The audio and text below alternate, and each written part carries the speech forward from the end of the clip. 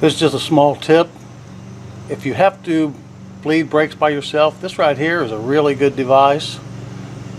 It's a one-man bleeding operation. I'll show you how it works. First thing you want to do is get the right size fitting here for your bleeding valve and put it on top of the bleeder right here.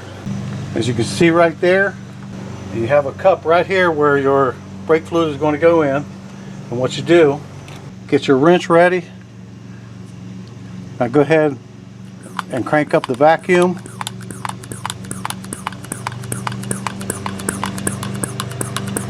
Okay, we got plenty of vacuum, it's not leaking off. Now I'm going to turn this wrench. Watch what happens. It's going to start sucking the air out of there. And I'm going to close it. Once the vacuum starts dropping really good, I'm going to go ahead and shut it off. It looks pretty good right there.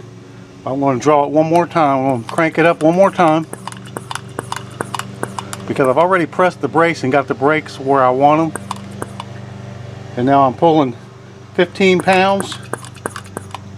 There's 16, 17. I'm going to put it up on 20 pounds. Okay, there's 19. There's almost 20 pounds of suction there. Okay, now watch as I take and break this loose.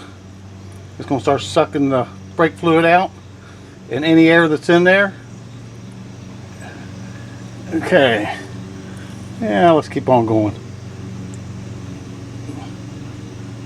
Looks like it's pulling it out pretty good. See some air coming out. Of course, it might be, oh, there it is. I just had to push that a little better. Okay, we're good.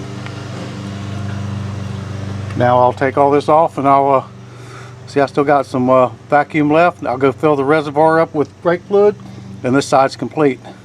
That's just a tip if you don't have a extra hand to help you bleed your brakes.